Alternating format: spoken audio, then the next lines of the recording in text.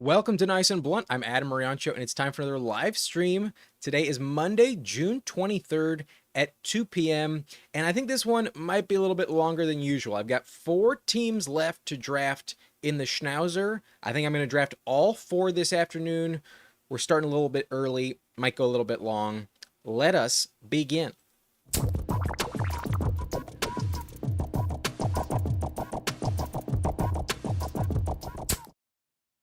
All right, here's the Underdog homepage. Looks like there's a 25% deposit match offer going on right now.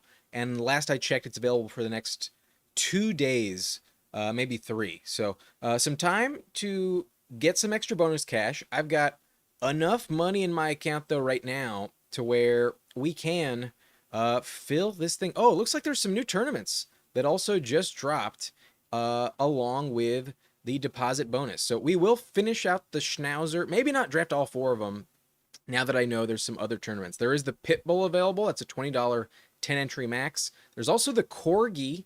Maybe we'll do that later on in this video. And then the Poodle has also dropped a $7 entry for that one. But to kick this live stream off, we are drafting in the Schnauzer. This $3 tournament is where we'll begin. And it appears they brought back the 20-second pick clock. So that's what we're going to do. 20-second timer, $3 Schnauzer. If you would like to join me, if you can, hit that button right now. I've got a 5-second delay, and I will join in 3, 2, 1. Let us join and begin. 6 spots left. Hopefully we don't have to wait too long. Already starting to fill down to 4. If you want it, come get it. You can use code Nice and Blunt. I believe it's in the description. And on your first deposit, you will get that 50% boost. Your deposit will be matched by 50% up to $1,000 in bonus cash on your Underdog account. So if you're a new member, use code Nice and Blunt, support the channel, get some bonus cash sent your way, and it does give me a little kickback as well. Nice way to support the channel and your boy. But down to 3 spots. Not going to wait too long. Down to 2. Yeah, we'll be joining very, very shortly. It is full. Here we go. Give me a good pick. Give me top 6 pick. Give us a good spot. Top 5. Let's go. That is some good luck to start things off. So, should be nice. Looks like very minimal badges in this tournament. I've mentioned this before. I don't know if people who have a badge are necessarily good. It's more of a sign that you have an addiction to this type of thing. But one reason I kind of wanted to pace out some of my exposure to this tournament is that all of the like die-hard people that are on Underdog all the time and have been on there for months now, they're usually maxing out this tournament in the very beginning. And maybe they're better, maybe they're not. It doesn't necessarily guarantee that your competition is going to be easier, but the later in this tournament we get, they will be priced out of the market just because there's only 20 entries you can max out in this thing, and there will be different people that you can go up against later on. So technically we are in a more amateur draft, not saying that these people suck or I'm better just because I have a badge. It's just they are less experienced because they've done fewer drafts later on. So that is my only logic behind pacing out the entries. I want to get a different pool of participants against me in these pods. So let's hope for the best. Let's hope for some weird picks and some things to shake up. We usually go Gibbs in round 1, but we have a shot at CeeDee Lamb. We're going to take CeeDee Lamb.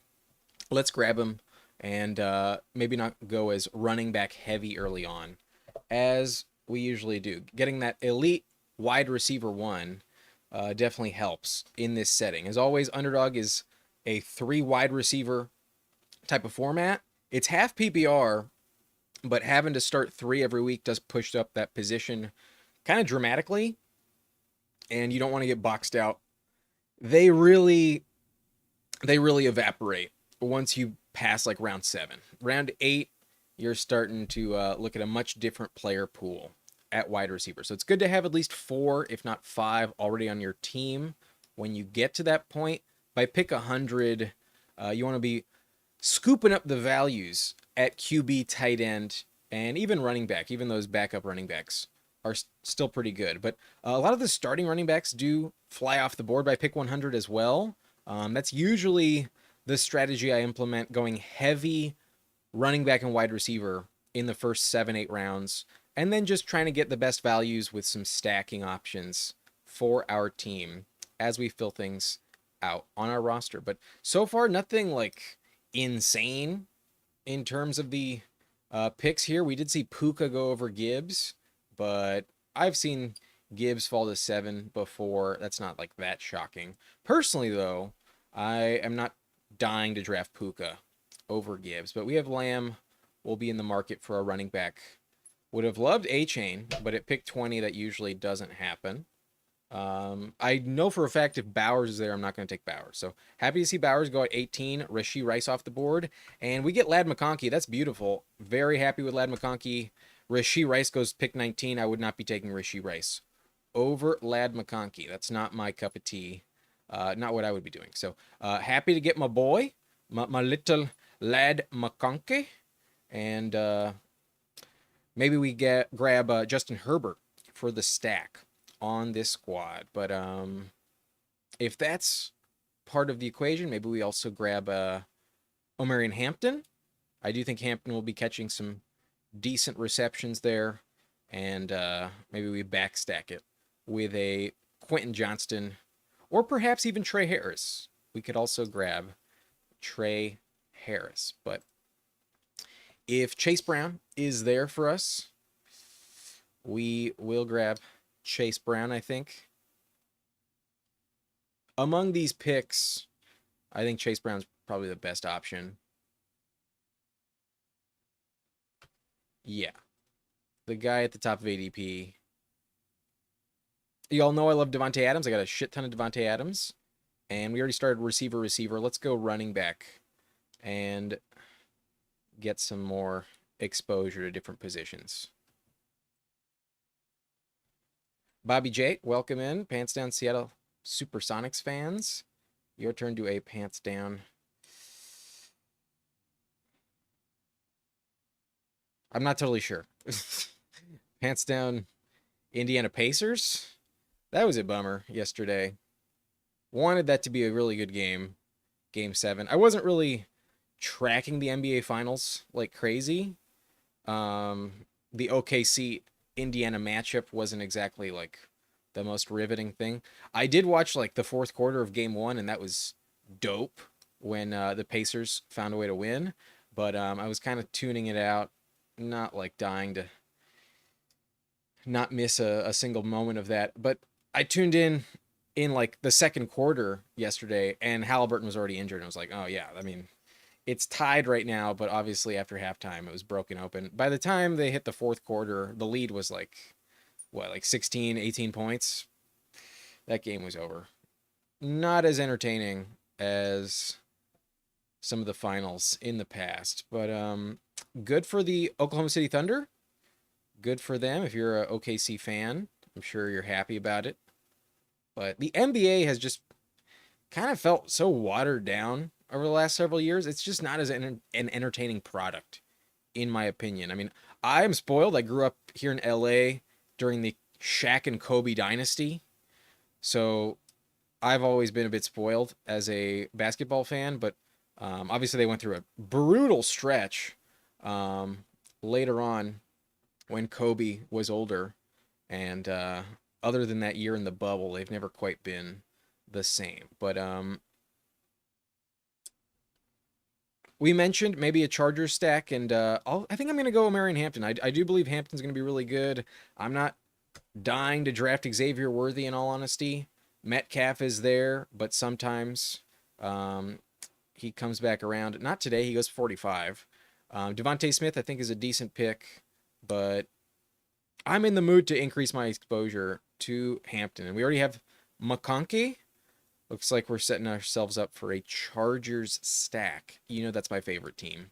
Hard to pass when the opportunity is there. So Chase Brown and Omarion Hampton, I think that's a very Very good combo at running back. Hampton should be locked in as a top 16 running back all season long. If Najee Harris misses any time, Hampton has an elite ceiling in that system. Granted, that's kind of unlikely to happen. Najee Harris always stays healthy, has never missed a game in his career, and also averages over 1,000 yards rushing and like 7, 8 touchdowns every year. There's a chance that Hampton is actually in much more of a committee than I am expecting. But you watch his highlight reel, you look at his production in college, he's a really good player. And we do get a very good value. Devontae Smith here in the 5th round. I will scoop that up all day long. Love Devontae Smith. I would have probably taken Pickens if Devontae was already off the board, set ourselves up for a Dak Prescott stack. But I'm definitely not in the camp saying George Pickens is better than Devontae Smith. I am definitely in the camp of Devontae Smith being the better value. So falls, what is this, like 8 picks? His ADP is 45. We get him at 53. That's beautiful. Love to see it. And I will gladly take Devontae in round 5. So far this squad is pretty decent. We don't have any week 17 correlation other than our Chargers stack, but we do have some divisional correlation with the Cowboys and Philly, CeeDee Lamb and Devontae Smith. Who knows? Maybe this is the year where AJ Brown gets hurt, but Devontae fucking went off in the Super Bowl. Devontae Smith is capable of putting up massive, massive games. And if it was not for his injuries last year, he was very productive. I think I pulled this up on a previous stream, maybe even the last one I did. But other than like a couple terrible games, he was very consistent. He had this negative 2 yards against the Giants in week 7. Also had 14 yards and 29 yards before the injury. But otherwise, you're getting at least like 75 yards and a touchdown most weeks. 7 for 84, 7 for 76, 7 for 79, 3 for 64 and a touchdown. Touchdown definitely helps, but 85 yards and a touchdown, 87 yards and a touchdown, 109 yards and a touchdown, and then his last game of the regular season, 120 yards and 2 touchdowns. Playoff run was pretty good. Actually, no. Playoff one wasn't actually that elite. Why did I think he had like a shit ton of yards in the championship game? I guess I'm just remembering that deep shot touchdown, skewing my recollection. But in general, Devontae Smith puts up 75 yards and a touchdown at least like 9-10 times a season. So if he stays healthy, he'll be more valuable than he was last year. Love the value here in round 5. Whew. RJ Harvey fallen. Wow, I've never seen RJ Harvey fall this far. I would not be drafting David Montgomery above RJ Harvey. That feels ludicrous. So we get a huge drop in value. Granted, RJ has been falling in general. His ADP is now pick 60. I think it's a bit of an overreaction. I don't think Dobbins is that big of a threat. But for him to fall an extra 8 spots, there are teams in this draft, not in this draft, in this tournament, excuse me, that were drafting RJ Harvey at the 4 or 5 turn. So we get him 20 picks past the first pick of the 5th round. I will gladly take RJ Harvey here. Grab our 3rd running back to start with CeeDee Lamb, Ladd McConkey, and Devontae Smith. I am very comfortable having a high-end running back room with Chase Brown, Hampton, and RJ Harvey. I think this year's rookie running back class is going to be really productive. I think you want to get out of your draft this season with at least one rookie running back. They're all really good, and especially those drafted in the top 3 rounds. Even Caleb Johnson are definitely going to get a lot of touches in their offense. Dev pushing back on this Devontae take. Is Devontae a better receiver? Yes, but I don't know about him being a better fantasy asset than Pickens with Dak. I understand your point. There is probably more passing volume in that offense, but in general, I think there's just more touchdowns in the Eagles offense. So you might get slightly better production from Pickens. I think you're Still kind of more locked into more touchdowns, though, with Devontae Smith. If not for injuries, I think you can't really say Pickens is better. But we are on the clock. My gut says Matthew Golden. I could go Khalil Shakir, but not dying to do it. We don't need Caleb Johnson on this team. We already have Chase Brown, Hampton, and RJ Harvey. I'll grab the fourth receiver and bet on the rookie with Golden. First round draft capital in Green Bay. Should get plenty of targets. Him and Jaden Reed, I think, are good picks in round 7.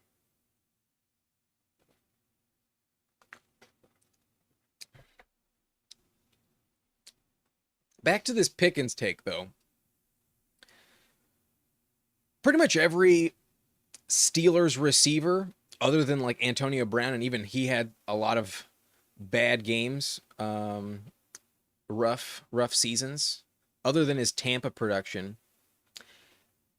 Since Emmanuel Sanders, there has not been a Pittsburgh Steeler wide receiver that has been productive at all on any other team. They have very bad luck, bad vibes overall, and I think the overall headache that Pickens will give the Cowboys inevitably will lead to some rough stats. Maybe I'm underestimating him. I have very little investment in Pickens, in all honesty, and perhaps for the sake of the stack, I should have taken him there. I was planning to take him, but when I get Devontae Smith to fall 8 picks, personally, I just can't do it.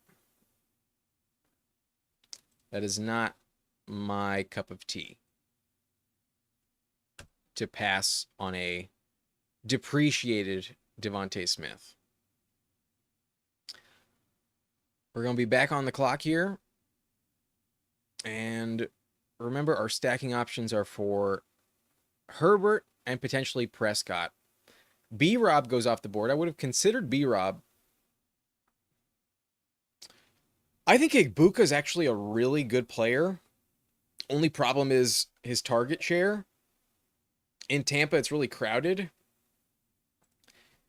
And for that reason, I'm going to go Pittman above him. I think Pittman's a safer bet. Could burn me, but the Jalen McMillan presence, along with Godwin returning and Mike Evans still a veteran that probably goes over 1,000 yards receiving, I just think Pittman's a little more locked into safer production. So as much as I like Egbuka's prospect profile, I think he's a good player. I just wish he was drafted by a different team. I really wanted him to go to the Seahawks. I think Egbuka paired with JSN would have been a really, really good landing spot for him. But once Evans retires, Egbuka's going to be just fine. I just think as a rookie, it'll be a little bit more difficult to guarantee high-end production. So I'm not totally convinced that Egbuka is a better pick than Jaden Higgins in fantasy. I think Jaden Higgins probably has more of a lock to get more targets as the number 2 receiver in Houston. And Higgins is going here in round 9. We can definitely take Higgins if we want. Set up a potential CJ Stroud stack. We can also go Keon Coleman.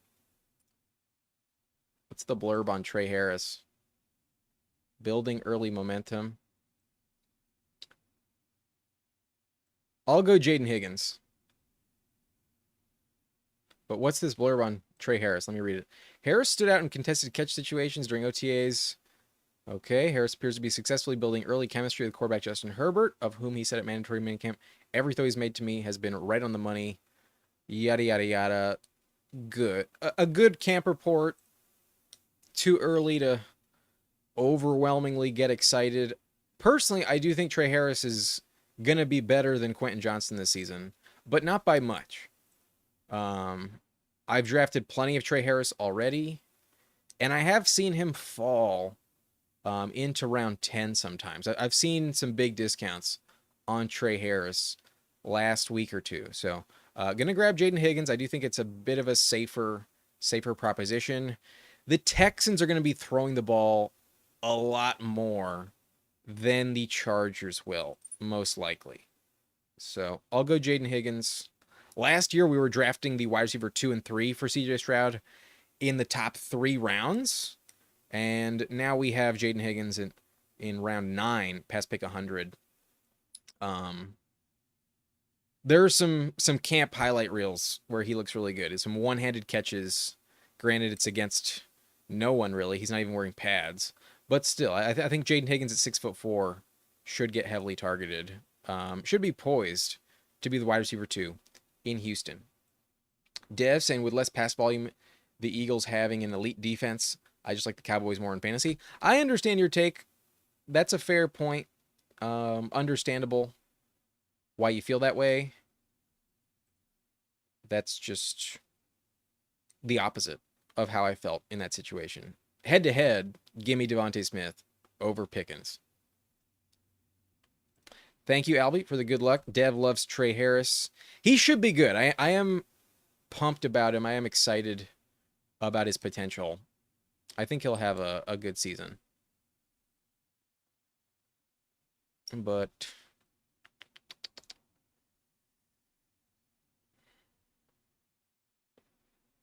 I think we're going to grab our quarterbacks here.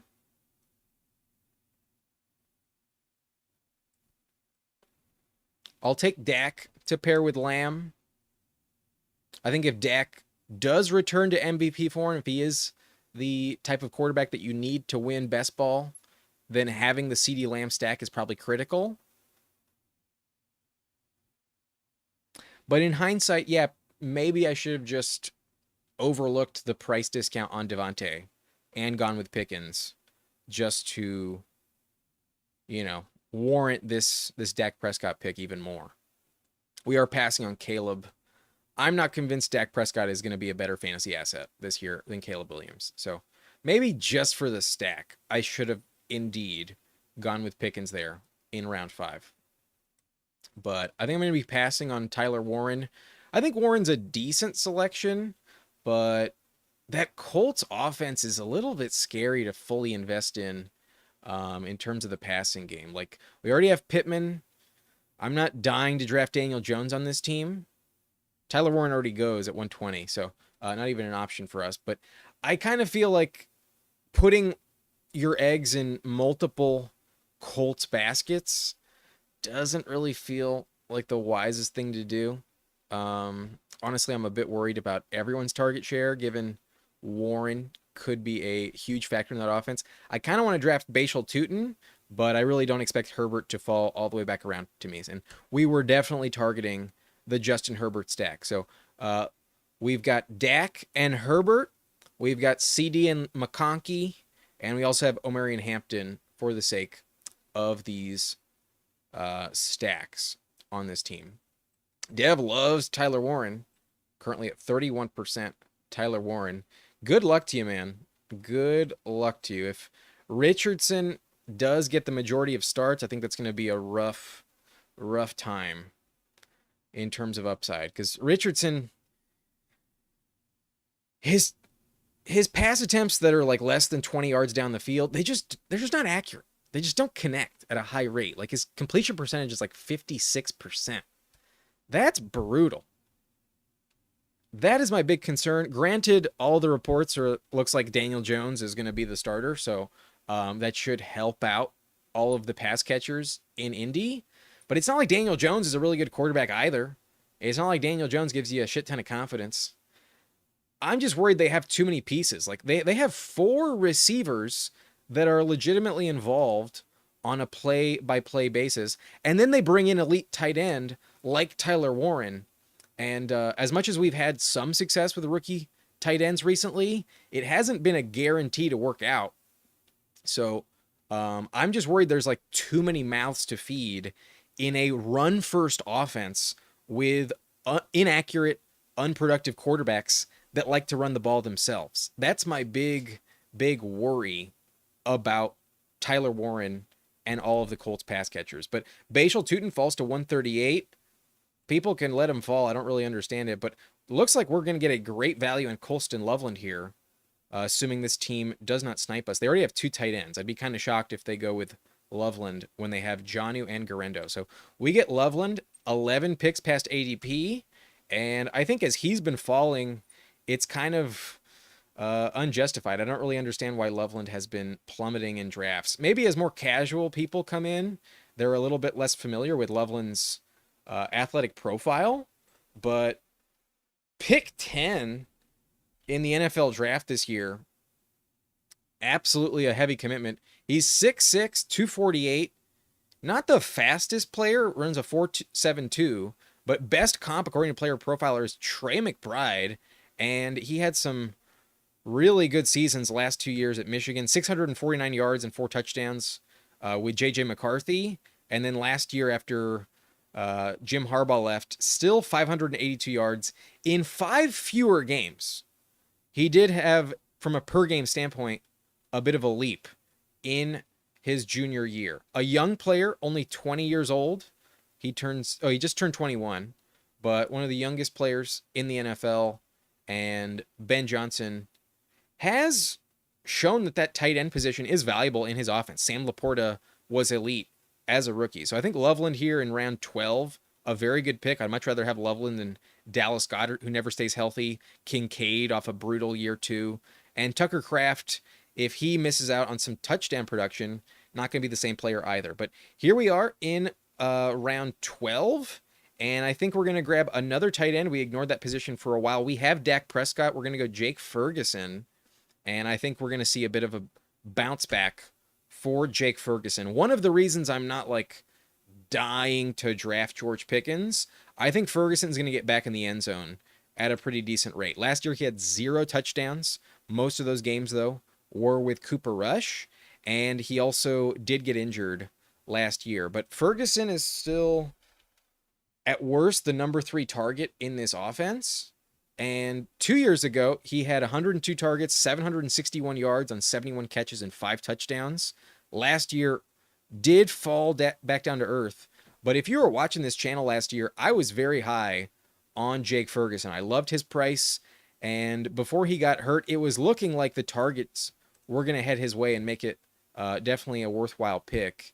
Definitely looked like a top 10 tight end. Those first 4 games, 5 targets, 11 targets, 7 targets, 7 targets.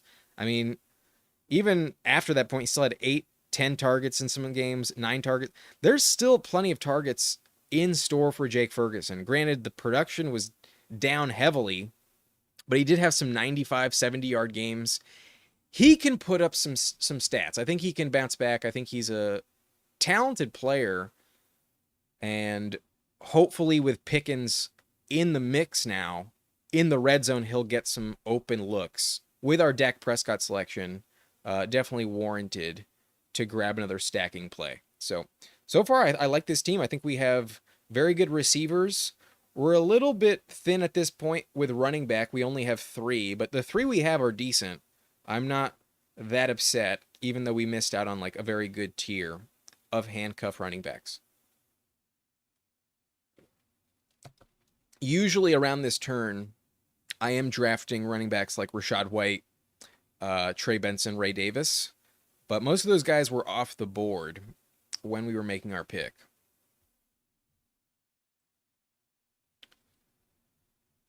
So I think we're done at quarterback. We can argue that we're done at tight end, but I might grab one at the very end just in case. Receiving core is CeeDee Lamb, Ladd McConkey, Devontae Smith, Matthew Golden, Michael Pittman, Jaden Higgins. And then running back, we got Chase Brown, Omarion Hampton, RJ Harvey. Bigsby goes. So I think I'm going to go with Roschon Johnson here. Roschon should be involved. Should be pretty good. But we really need a running back. And mainly the investment on Roschon is like the hedge that maybe DeAndre Swift does get hurt. And that Bears offense probably doesn't rely on round 7 Kyle Monangai very much. Roschon also is a very legit goal line threat to steal some touchdowns from Swift in the first place. So I definitely would rather have Swift, that's for sure. I'm not telling you Roschon's like a smash pick for sure. But at this price, I do think he's one of the more valuable handcuffs to own, and there is a path for tremendous success. It's possible he occupies the David Montgomery role in the Ben Johnson offense. There's a chance he's actually much more on the field than he was last season. But I'm probably going to draft 6 running backs on this team. Don't feel like super confident with him as my number 4. If he's your 5th guy, I think you can kind of call it done. But with him as your number 4 option, not the best case scenario. Dowdle is there. Not dying to draft Dowdle. There's also Hunter Henry. I might take Hunter Henry. Yeah, we're going to draft Hunter Henry as our 3rd tight end. We got Loveland, Ferguson, and Henry. That's it for that position for sure. And we're strictly RB wide receiver the rest of the way. Let me pull up the board while I check the chat real quick. Okay.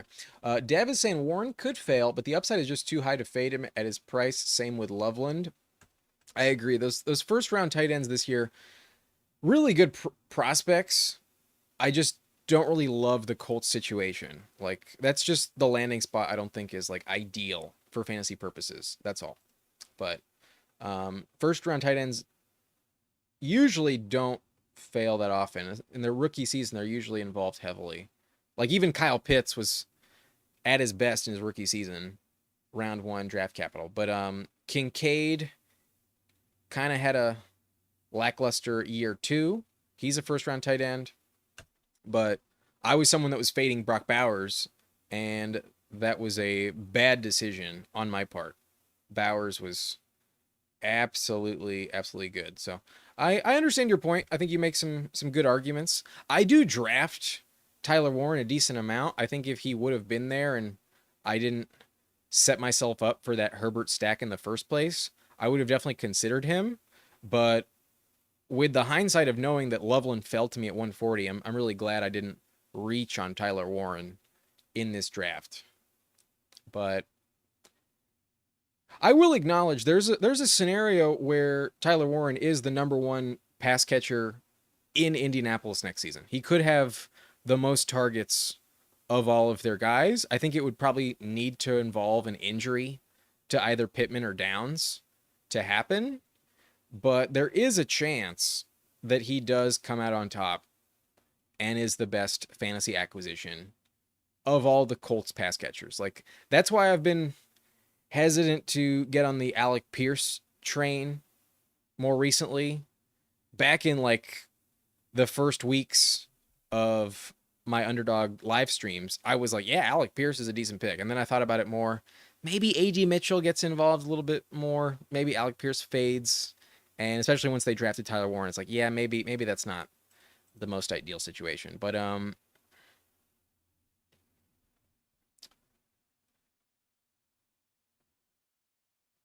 think I'll go Justice Hill. We have a lot of DJ Giddens already. And I already have 2 rookie running backs on this team. Giddens' value is extremely reliant on Jonathan Taylor getting hurt. So we'll mix in Justice Hill. Hill does get a lot of targets in the passing game and does offer a decent floor. And if we're drafting 6, I know that after this point, that last running back we're going to take is going to be a big long shot to really see the field. So with Roschon as kind of a risky 4th running back to own, I'll go with Justice Hill for the sake of that floor production, keep ourselves in more of a safety insurance position. And then there were also some games where Justice Hill was thriving, especially late in the season before his concussion, as they were trying to move off of using Derrick Henry like crazy. They did give Justice Hill a few more extra touches to close out the season, keep Henry healthy for the playoff picture. But we could go Keenan Allen. Don't hate that pick, but probably not my most coveted thing. I'm going to prefer the Marshawn Lloyd selection at this stage. We'll go Marshawn Lloyd. And now we have 6 running backs. We have Dak Prescott, Justin Herbert, at QB, stacked up with Lamb, Ladd McConkey.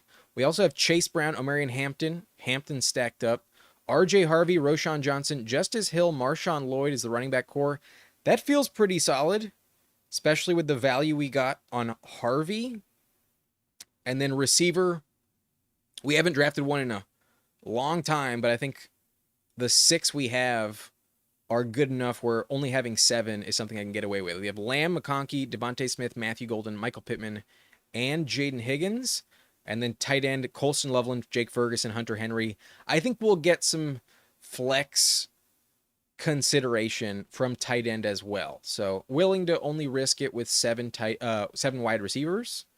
And I think this team is coming together nicely overall. But we're going to be looking at a Dallas stack with potentially Jalen Tolbert.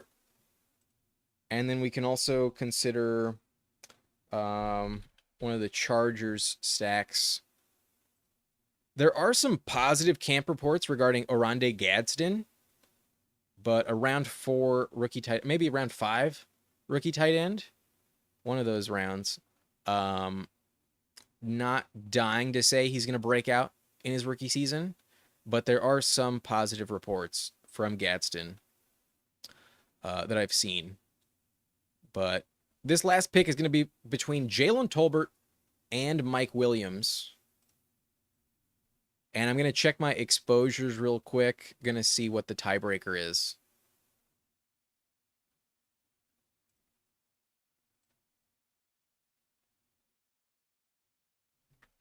How much Mike Williams do I have? I have 5% Mike Williams. Meanwhile, I have 9% Jalen Tolbert. We're going to go with Mike Williams. Maybe Big Mike does bounce back. We'll draft Mike Williams for that Chargers stack. We have Ferguson as the second Dak Prescott stack in Dallas. We'll grab the second pass catcher with Mike Williams and the Chargers. So definitely a world where Mike Williams is a terrible pick. I'm not going to pretend like that's impossible, but when we have Justin Herbert, we can warrant it and hope for the best.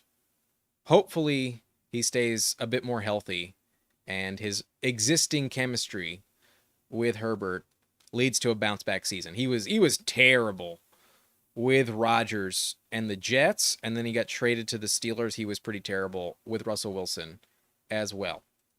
So this is the team. That's it for this one. We are drafting in the Schnauzer, and we're going to be drafting a second team once again. But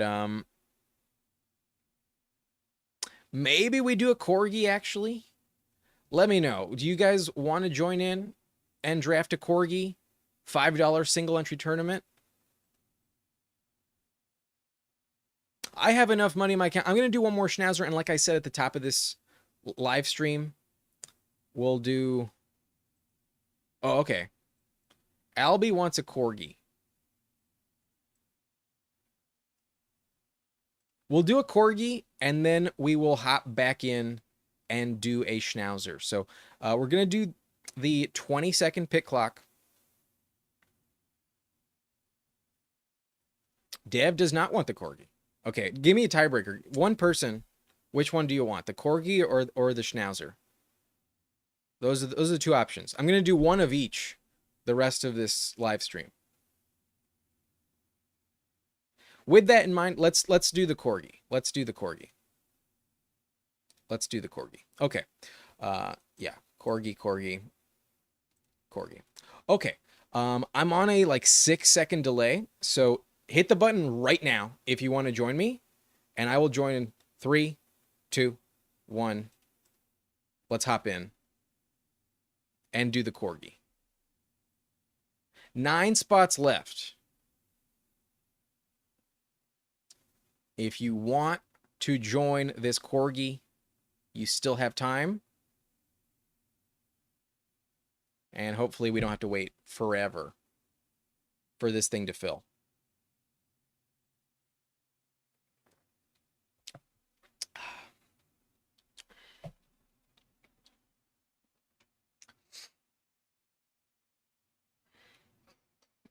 Nine spots. It just launched today, and usually these single entry tournaments do take a bit longer in general to fill. Oh, that's brutal. That's brutal, Albie. That's unfortunate, man. Sorry to hear that. Oh, Julie, I apologize, y'all. That's sad.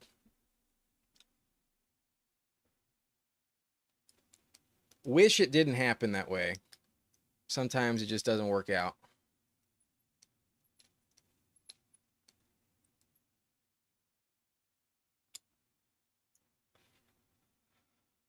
Okay, it's starting to fill. We're down to 5 spots remaining.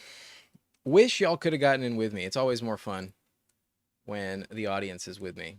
But that's the risk. It's like you could be the last person to fill one, or you can just get in right as the next one starts. Bummer.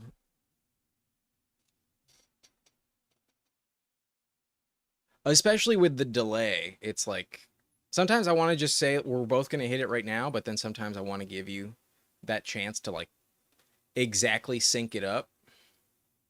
Just an unlucky turn of events there. But maybe it's better for you, you know. Maybe drafting against me, your odds are diminished.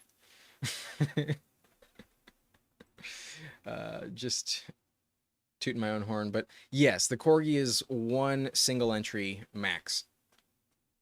Only one shot at victory.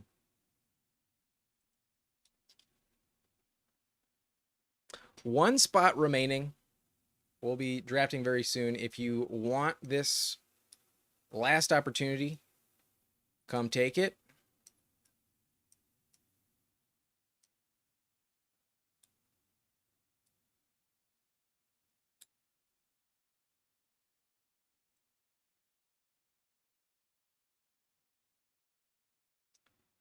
It's taken a moment to fill, but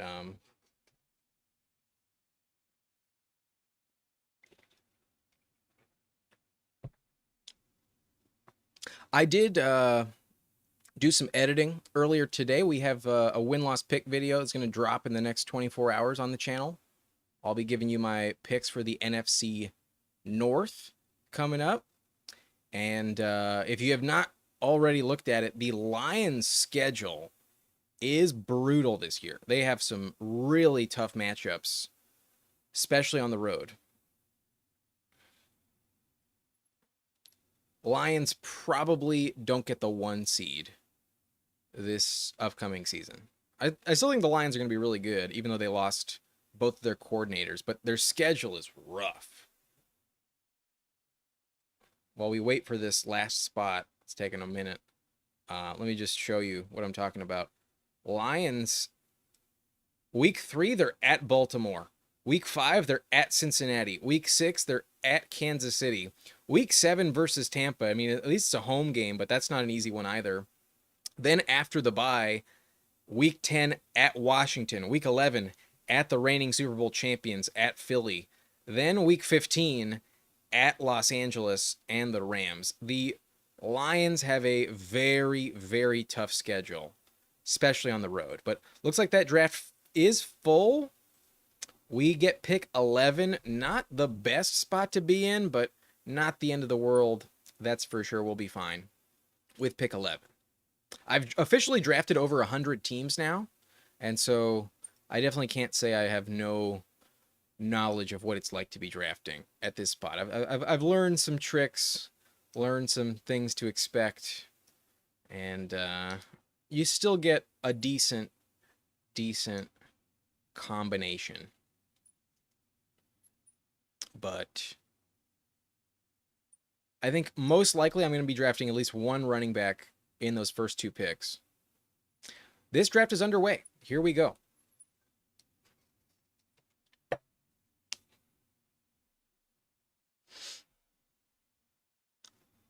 Chase and Jefferson off the board.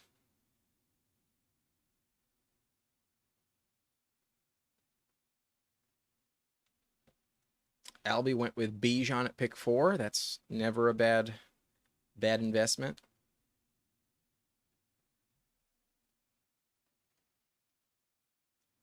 Ugh.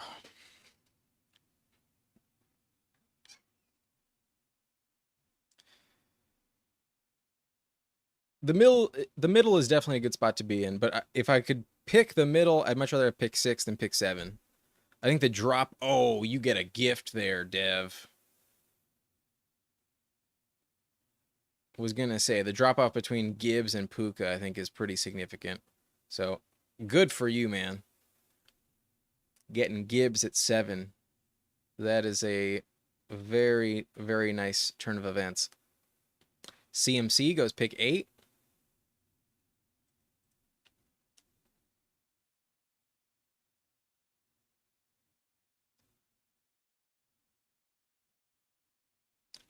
We're either taking Genty or Amon Ra.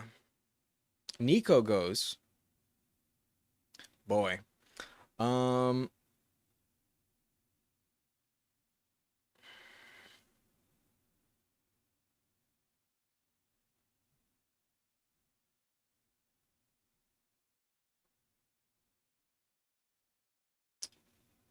take Genty.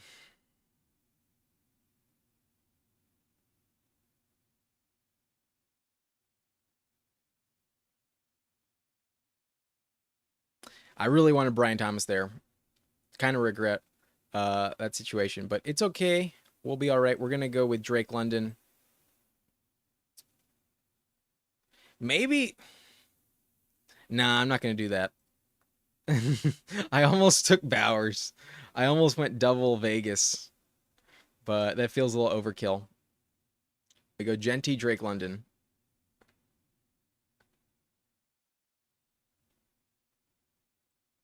Yeah, single entry is definitely wild. There's going to be some weird picks sometimes. And I like it that way. You know, there should be a good mix of, you don't want to be in a draft with like just same old selections all the time. You want some reaches and some players to fall.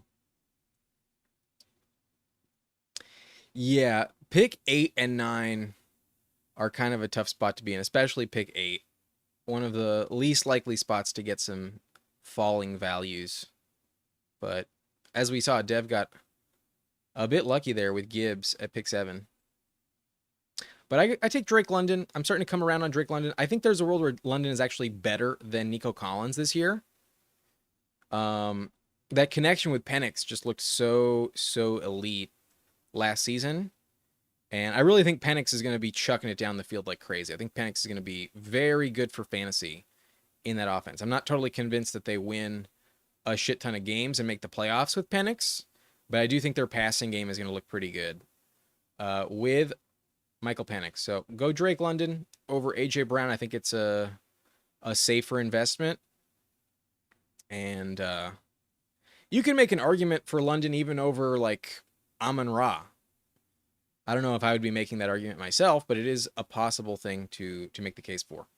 But looks like someone took Allen at pick 27. Usually only once you hit like round 3 do you start to see some wild decisions. But so far the only like crazy thing in this draft is that team with Puka and Rashee Rice. And then the fact that Bowers goes pick 21. Otherwise, pretty typical.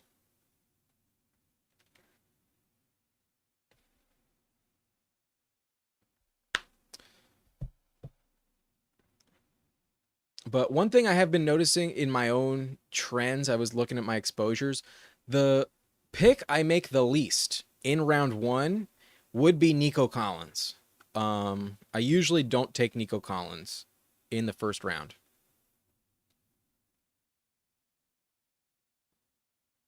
I have some Nico Collins. I can pretend like I never take him. But of all the round 1 players, Nico scares me just a little bit more than the others. He also has some injury risk and concerns, but he also did play phenomenally well up until like the very end of the season. He started to fall off a little bit towards the very end. He does get a decent amount of target competition, but some of his best games last year were when Diggs and Tank Dell were healthy. And now he has like a bunch of other players alongside him to take away some of the attention by the defense. But he's definitely going to get the most double coverage and toughest matchups overall. Ooh, hell yeah. I get Devontae Adams. Oh boy. Love that. Love that for me. We also get week 17 matchup correlation. The Falcons face the Rams. Love that. Hell yeah. I'll take that all day. I think we're gonna pass on running back. I think it's whether or not we go with Lamar or a receiver. Let's do it. Let's go Lamar Jackson. Let's go with an elite quarterback in this single entry tournament. Not going to regret it. Lamar's also a player you can take unstacked. And even if we don't get Flowers at a big discount, I don't think in round 4 you're making a mistake drafting Lamar Jackson. Some of these receivers going off the board scare me just a little bit. And for some reason, it's weird because Mike Evans is consistently a great fantasy option. I kind of just feel underwhelmed whenever I draft Mike Evans on my team. I think because they drafted Egbuka, that's why I'm like shying away from Evans just a little bit. But Evans in round 4 is still probably a very good selection. I just worry about his age kind of catching up to him inevitably. I also don't really like the price on Baker Mayfield. Like, Baker's a fine quarterback. He'll probably finish top 10 once again, but you can still get like such good values on other quarterbacks going later that I never like dying to draft Baker at the like beginning of round 8. Like pick 86 feels a little bit high for Baker when you can get Caleb Williams in like sometimes the 11th round. Like when Caleb falls to pick 120 and you took Baker at pick 85, that feels really disappointing personally. So I usually don't try and set myself up for like heavy Tampa Bay stacks. And that's one reason why I have noticed I've been like kind of passing on Mike Evans at this turn a little bit more often when he is available. But looks like you guys are in agreement on fading Nico a little bit. He does get hurt quite a bit. I don't think he's played like a full season in his career. But he did look elite last year up until like a certain amount of time. Yeah, year 1, he only played 14 games, and he played 10 games, 15 games in his 3rd season. And then last year, only 12 games. That's not ideal for a round 1 selection. That's not my favorite way to go. That's why I'd rather just draft Amon-Ra St. Brown or Brian Thomas. I feel like they're more likely to stay healthy than Nico Collins.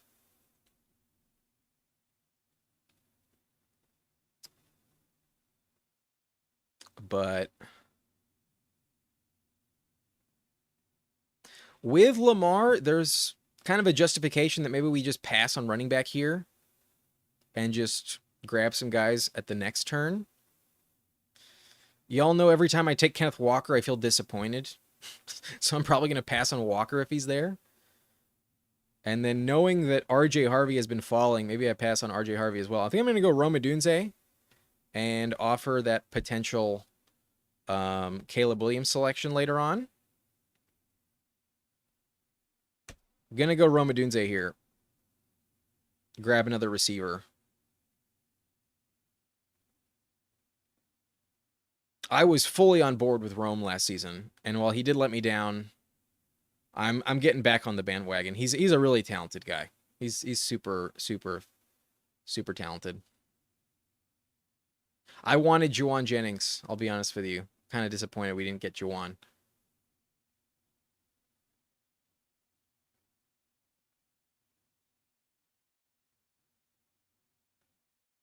So with him off the board, time to reevaluate just a little bit.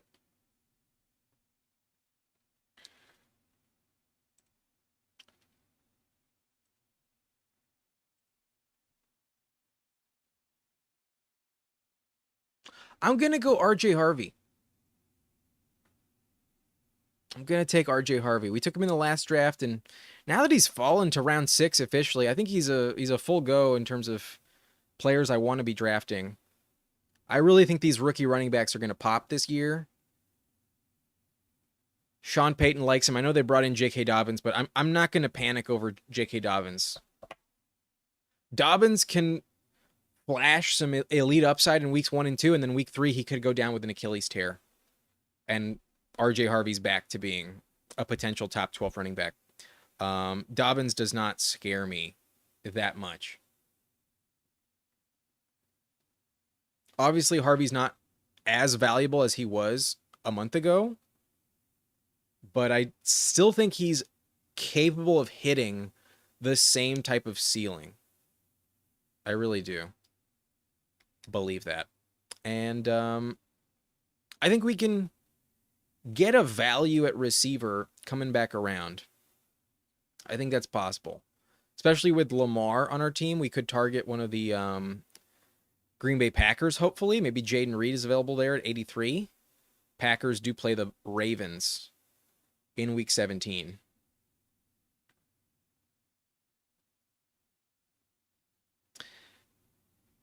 But Ali says Caleb is set up for success this year. Question is, will he perform like a first overall pick should?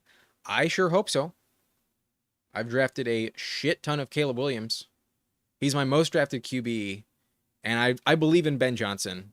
The fact they also drafted pass catchers with their first 2 picks and then bolstered the O-line in free agency, their offense is going to be so much better than it was last year. I don't know if their defense is going to be great. I don't know if they're going to win 10 games, as I'll tease once again. I'm dropping my NFC North win-loss picks either tonight or in the morning. I'm not going to give you my win total prediction right now. I'm not going to spoil that. But I do think they're going to be a much better offense than they were last year by a pretty significant margin. You liked TreVeyon Henderson there? I do draft a shit ton of TreVeyon Henderson. He did get sniped on me, though. I wanted both Juwan Johnson, and I was also considering Henderson. Both of them got sniped. Dev loves Cam Ward. For his price, there's a lot of upside. I think he's a good value.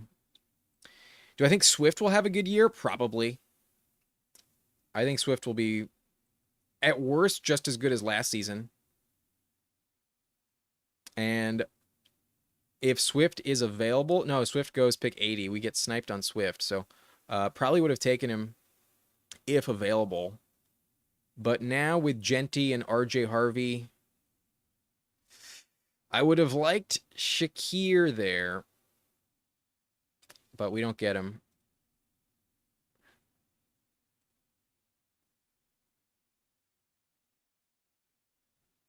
I'm going to take Pacheco. Some risk with Pacheco, but the team after me has only 1 running back, and he's the one I want the most of these 3. So I'm not going to double up on receiver, and I'm going to take the one I want the most. Pollard goes. We're going to go Darnell Mooney and set ourselves up for that Michael Penix stack. So not going to target Caleb Williams. Going to ignore that. With Drake London and Darnell Mooney, I'm definitely setting myself up for a Michael Penix selection. So perhaps we should have drafted an extra wide receiver through these first 8 rounds. I would have liked to have another one, but we got Genty, RJ Harvey, Isaiah Pacheco, some week 17 correlation as well between Harvey and Pacheco, Lamar Jackson at QB, and then receiver we have London, Devontae Adams, Rome Odunze, and Darnell Mooney. A lot of week 17 matchups are correlating. I mean, maybe a lot of players are correlating in terms of week 17. The Falcons game, we have the Broncos Chiefs game, and then we have the Ravens quarterback and Rome Odunze. Albie, so far on your team, you have Purdy, Bijan, Chase Brown, Hampton, Ladd, Travis Hunter, Judy, Diggs, Ayuk thus far. Looks like you got a good price on Ayuk there. In this draft, he also falls to pick 93. Not totally sure why he's falling, but getting Ayuk at that price kind of saves you a little bit. Receiver risky for you, Albie. I'll be honest with you, but love the running back core. That's the balance you gotta strike when you go heavy RB to start. When we have Bijan, Chase Brown, and Hampton, and I assume the first 4 or 5 rounds. You either got a great price on Travis Hunter or a very good price on Hampton, so don't blame you on either of those. Good team, though. Good luck, man. Anyways, Keon Coleman at pick 87. Wow, the team with Josh Allen absolutely getting their guys. We have seen Keon Coleman rise closer to pick 100, so unlikely for him to be available at 106 these days. I understand it. Not exactly what I would be trying to do, but that team with Josh Allen does luck out with Shakir and Keon Coleman, so good for them. Not bad. But around this turn, I'm probably going to be trying to get this Lamar Jackson stack shored up. I'm probably going to target Mark Andrews and Rashad Bateman when I have Lamar Jackson. We're a few picks away. That's what I'm trying to do.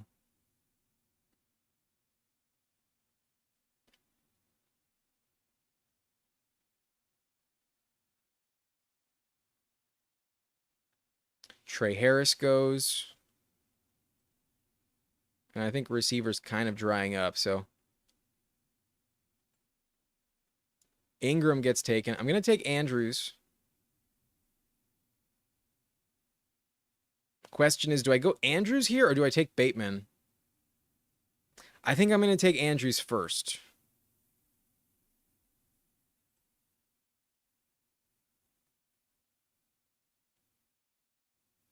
This team has 5 receivers, only 2 running backs.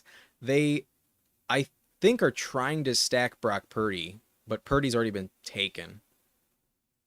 They have Kittle and Juwan Jennings, so bummer for them.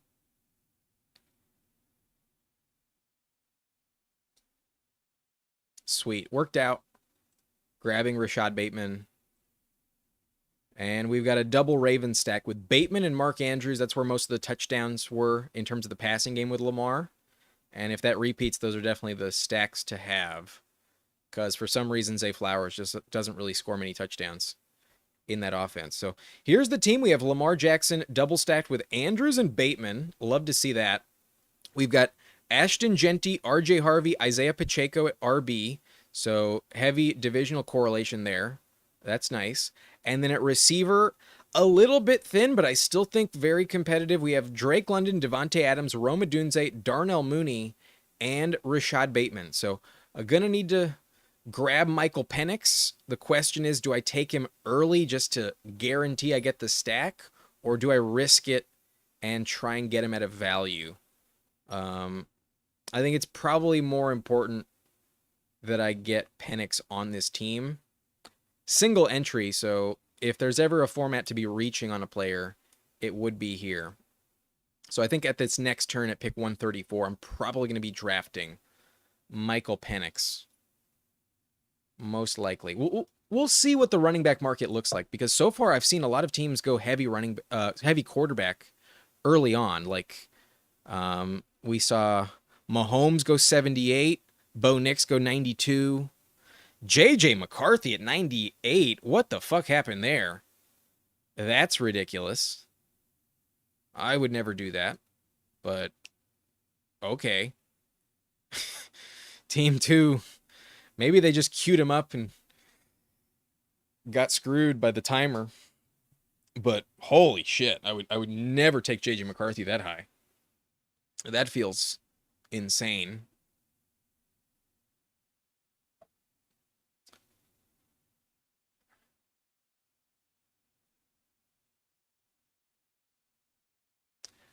But Bateman is one of the last receivers I think is like worth his price. Not like an amazing pick that you make with confidence, but definitely some upside. Last year he had 9 touchdowns. Andrews had like 11. So half of Lamar's 41 passing touchdowns went to these two players. Hmm. The quarterback market, I think, is worth risking.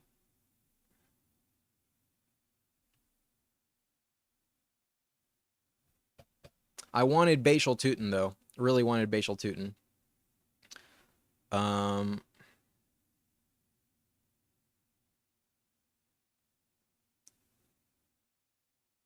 Kraft goes off the board.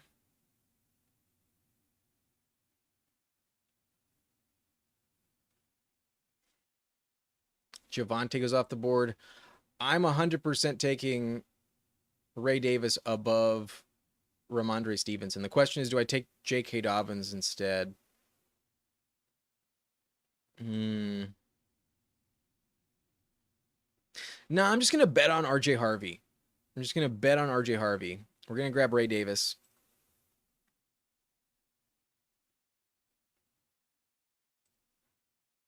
Dobbins goes. Not going to take another running back here. I'm going to take Isaiah Likely. I think if there's a player I want in this range that doesn't make it back around, it's much more likely to be Isaiah Likely that gets taken in this next turn than Michael Penix. So hoping it works out. I think the gamble is justified.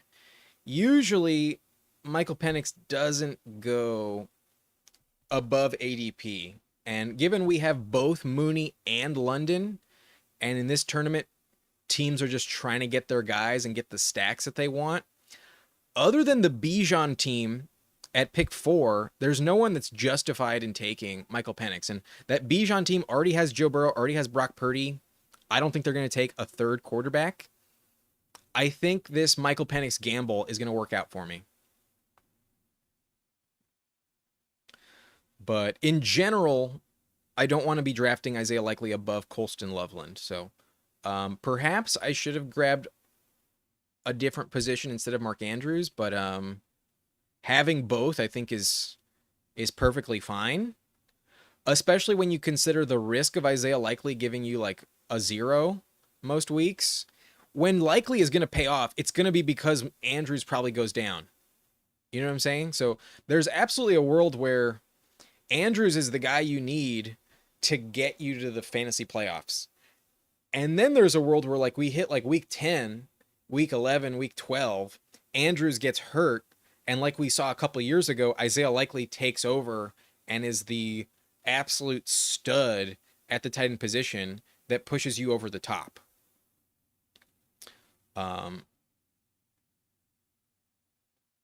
Not ideal to have both, but definitely something I'm comfortable with, and yet another stack for my team. So the Ravens stack is coming together, and now it's just a prayer that we get Michael Penix to fall another 6 picks. I think it'll happen. He's one of the highest ranked players, but in general, most of these teams don't have a reason to be taking Penix. That's not good. Dev, please leave me Penix, bro. Please leave me Penix. I know you're in here with me. But I understand if you snipe me. Goes Algier. Thank you. Ferguson off the board.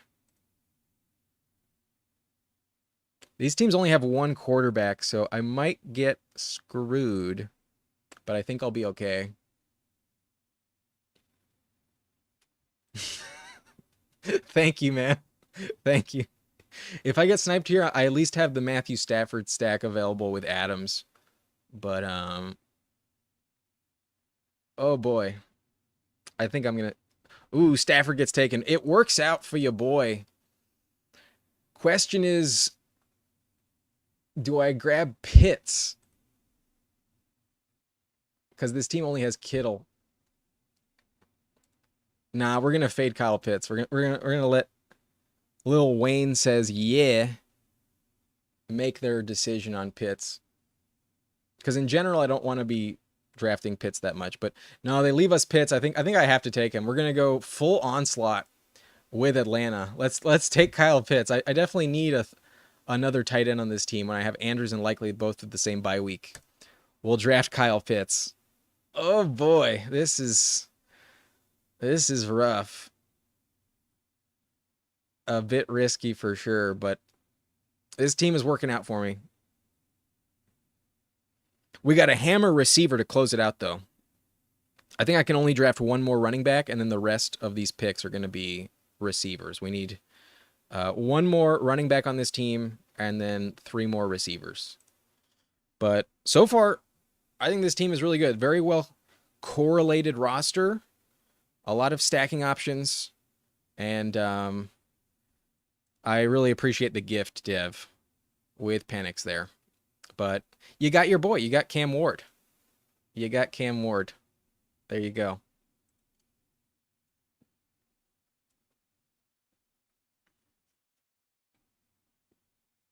All right. So here's the full roster reminder. At QB, we got Lamar Jackson stacked up with Rashad Bateman, Mark Andrews, and Isaiah Likely. And then we also have Michael Penix stacked up with Drake London, Darnell Mooney, and Kyle Pitts. At running back, we're rolling with Ashton Jeanty, RJ Harvey, Isaiah Pacheco, and Ray Davis. And then at receiver, we have Drake London, Devontae Adams, Rome Odunze, Darnell Mooney, and Rashad Bateman. A little thin, but we're definitely going to piece it together with a few more options. I think it can work out. And as long as London and Adams stay healthy, I think we have the studs at the top to make this work out. So I like this team a lot. I think especially in this single entry tournament, it worked out just how I wanted it to. And love the triple stacking options with both of my quarterbacks. We got some good correlation up and down this roster. I think this is a good team. I think for the sake of best ball and the tournament setting, this is a very, very good way to plan out a team. Now it's just going to be whether or not I get lucky enough that this is the combination I need.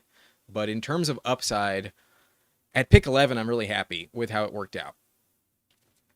Should be good. But now there's been a heavy run on receiver. We see Wandale, Pat Bryant, DeMario, McMillan, Romeo Doubs, Noel, Michael Wilson, Thielen, and Keenan come off the board. And the values at running back and wide receiver have pretty much evaporated at this point. Wow, Geno Smith pick 175. Great value on Geno there, Dev. Love that pick. That's awesome. But I'm done drafting quarterback. I'm done drafting tight end. We could go Hopkins for the full Ravens onslaught. I don't know if I'm dying to do that, though. But F it. Maybe it's the move.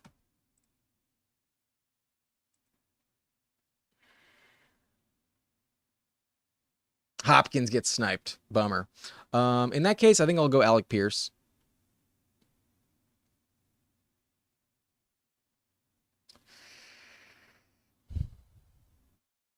Fuck. Nah. We go Will Shipley. We'll let Lil Wayne decide our fate with receiver, but kind of want to go Dante Thornton, but I think I'm going to leave him for you, Dev. You left me Michael Penix. I think I'm going to leave you Dante Thornton for your Geno stack.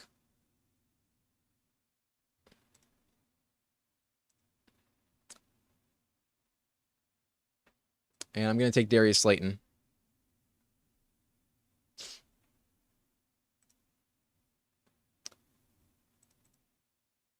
Yeah, no worries, man. You left me that gift. I think I need to return the favor.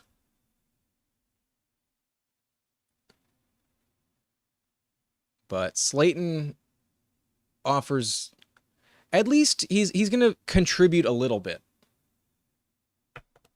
Slayton not going to put up a 0. I'm hoping that Jackson Dart will favor him a bit more than Wan'Dale Robinson. hoping for the best, but Slayton has more upside for sure.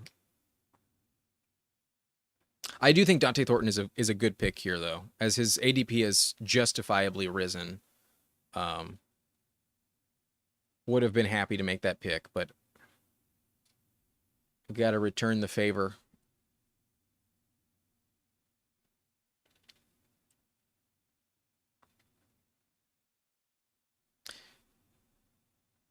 For a second, I thought you also had Bowers, but no, you do not. Just an excellent value on Geno at ADP. Okay, so these last two picks are locked into receivers. So let's plan ahead. I don't want to get caught with my pants down. Not interested in Coker very much. We almost took Alec Pierce, but A.D. Mitchell probably a slightly better value. I think Roman Wilson is decent. I think I have too many Falcons for me to really warrant the Ray McLeod selection, but it's definitely something to consider. I'm open to it, just not my preferred selection when I already have London, Mooney, and Kyle Pitts. I think that's a little bit overkill. Roman Wilson comes off the board, so does A.D. Mitchell, so we get sniped on some targets of ours. That's kind of unfortunate. Dontavian Wicks has upside. He was going way higher in the ADP last year, and with Christian Watson injured for probably the full season, there's a world where Wicks is a good pick, but other than the matchup in Week 17 against Baltimore, it's kind of hard to justify. Like, what is his target share actually going to look like? Probably not very good.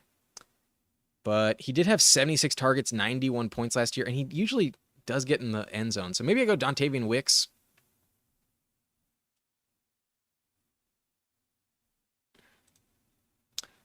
But you know who is actually getting some decent camp reports is Deontay Johnson. Looks like he's the clear option going to get the slot role in Cleveland, going to be that starting slot player. And I think Cedric Tillman is a little too risky to like fully trust. So going to take a shot on Deontay Johnson. Probably not going to be drafted like crazy in this tournament. And then we're going to go Jermaine Burton as our last pick, hoping for some upside. Maybe T. Higgins gets hurt. Maybe Jamar Chase goes down. But even if they don't, perhaps Jermaine Burton just outperforms Andre Yoshivas straight up. I think Jermaine Burton is more talented than Yoshivas. So receiver is a little bit thin. Need to hit on some of these late round picks. Hoping for the best. But I think the talent at the top is good enough to get it done. But here's the full roster. We have Lamar Jackson, Michael Penix, both heavily stacked up. We have Rashad Bateman, Mark Andrews, and Isaiah Likely with Lamar. We almost took DeAndre Hopkins, but got sniped on him.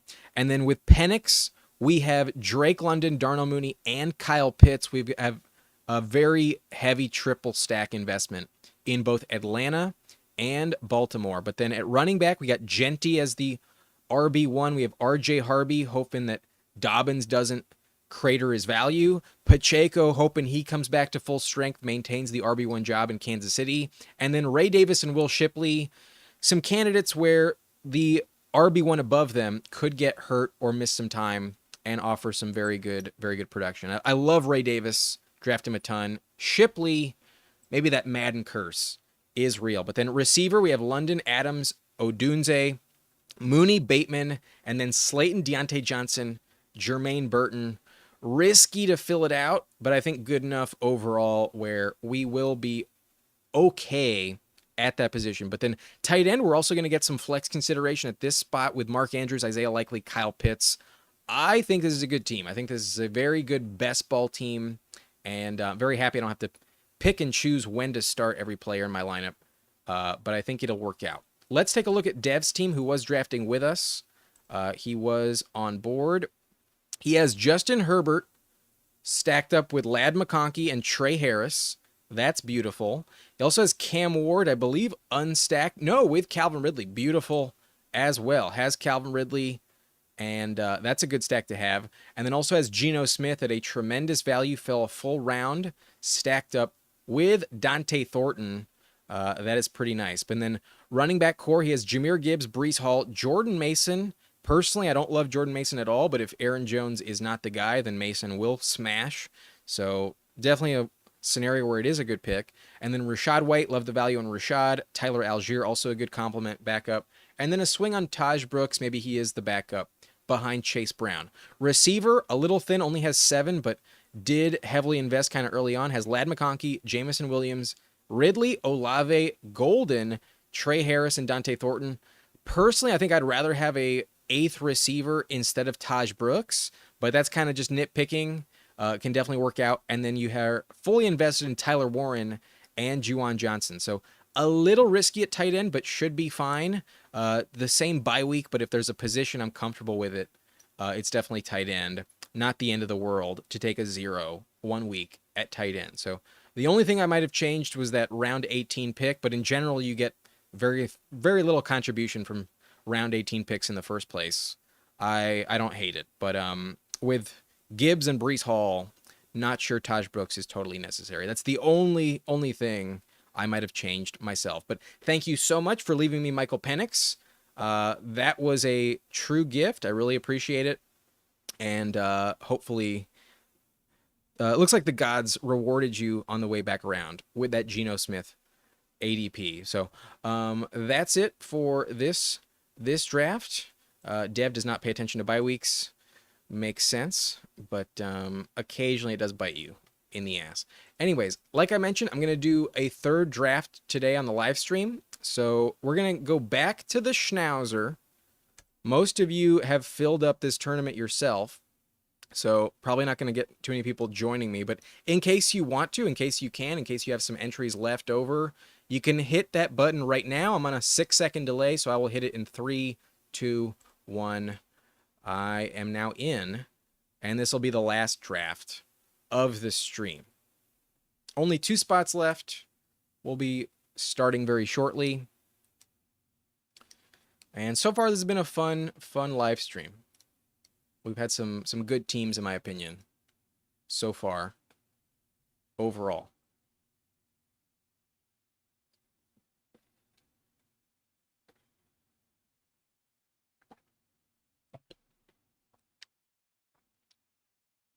But if you're new to the channel, if you've enjoyed so far, hit that subscribe button for me.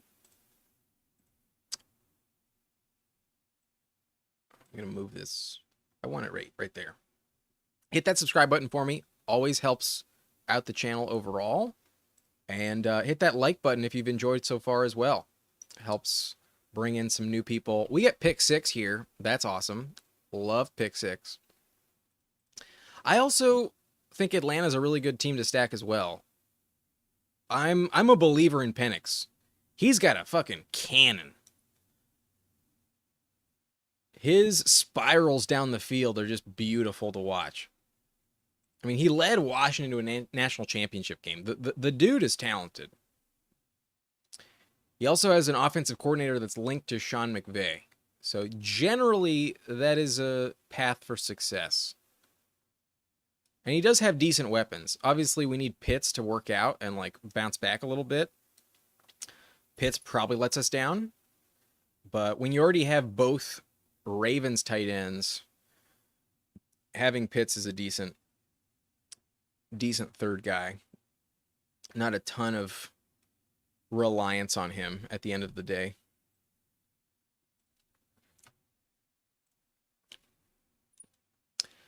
Anyways, we get Jahmyr Gibbs here.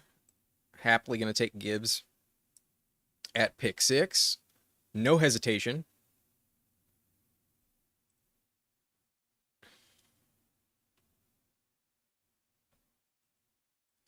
His 3rd start last year was like tremendous. His last game of the season, it did go into overtime. They did lose against the Panthers, but like he had a really good game. And he was missing Darnell Mooney as well. He had kind of a slow first couple games, but week 18, he was playing really, really good. 312 yards on 38 pass attempts, 21 completions. Like, he chucks it deep down the field. 2 touchdowns, 1 pick, 1 rushing yard, and also 1 rushing touchdown. He had a phenomenal fantasy game in week 18 that makes me pretty excited for what he can do with a full season under his belt. And although they still have, Kirk Cousins on the roster, unless Penix get hurt, you're not going to see Cousins on the field. They're giving him the full reins. But wow, this is interesting. Team 11 goes Derrick Henry above Christian McCaffrey. It's been a while since I've seen McCaffrey fall to pick 12. That does not happen very often. But so far, a bit of a run on running back. We might get a very good value at receiver. Bucky Irving at pick 14. Wow, this is really interesting. Nico Collins goes pick 15. I don't think we're going to get Brian Thomas, but we should get a good value at receiver. Just as I say that, it looks like A.J. Brown's going to get sniped. Yeah. So, nothing crazy. We get Ladd McConkey. Kind of a typical start for a Team 6 in the first place. That's definitely a very repeatable beginning. But, wow, some interesting teams. That team at 8, holy shit. Puka Brian Thomas for Team 8. That is beautiful for Luke C. Rigger. Damn. Usually pick 8 sucks, but that's phenomenal.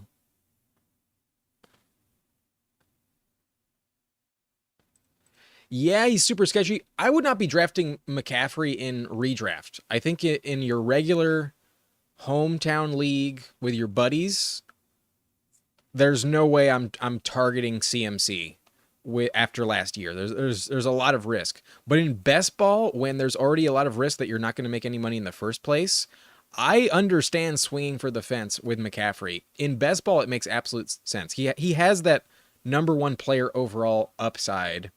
It's undeniable to pretend like McCaffrey can't be a league winner. So if you're willing to risk it in redraft, you're bolder than I am, and good for you if it works out. I'm not going to do that. But in best ball, I'll happily take McCaffrey in the first round. Past Gibbs, of course. But I think once you hit pick 7, taking CMC is absolutely a justifiable decision. Anyways, yeah, I'll take Chase Brown, I think.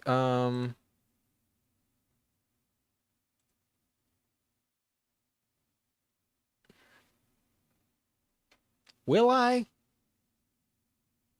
Yeah, fuck it. We'll go Chase Brown. I've noticed that I still tend to like my rosters pretty well, even when I invest heavily in running back early on. And those teams at the turn there are kind of wild cards.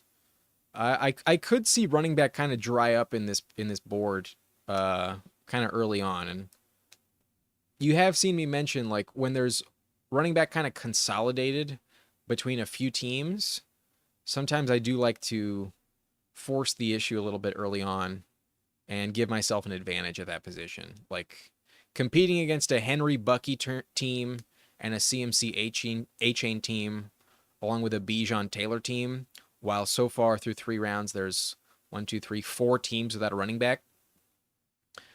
The tier break is pretty stark after Kyren Williams. So we'll live with 12 does have another running back invested on that roster. So Breece Hall off the board. They go Tet McMillan. Watch Team 11 draft James Cook or something. No, they go JMO.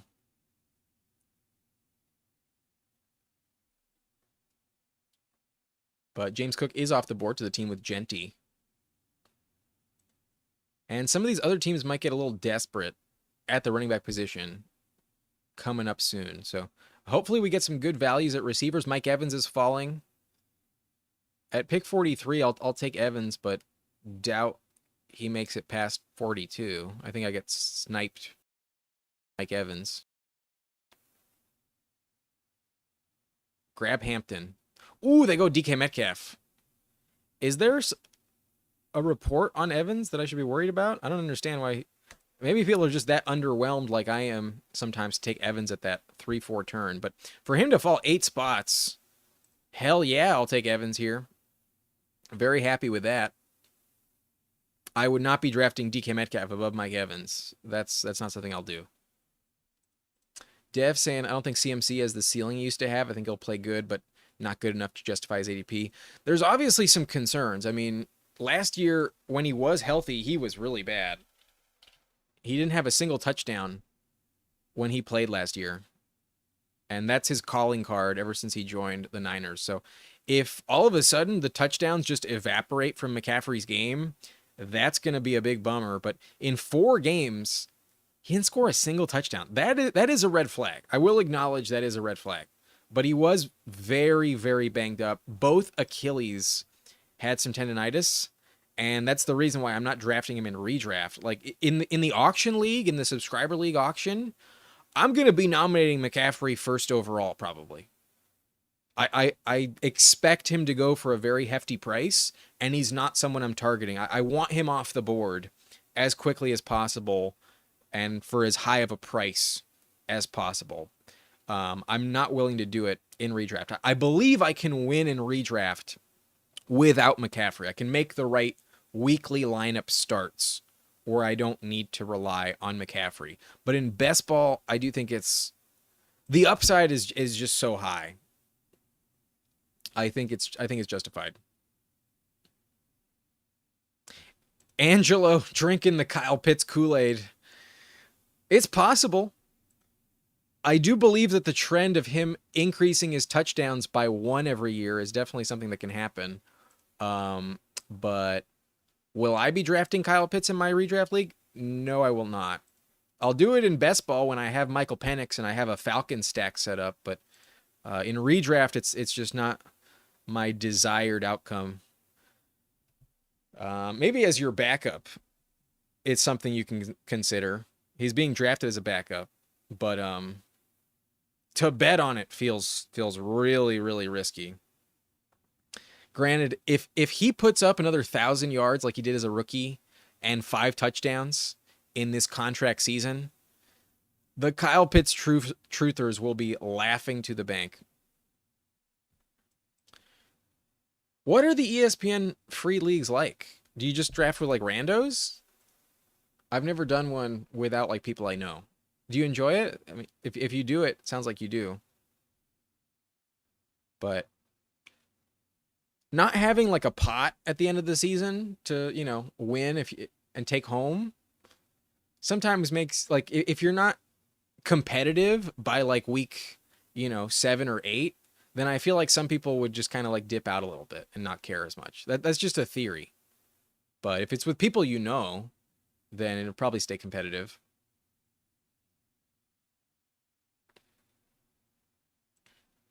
Kills time. No cheaters yet. Got it.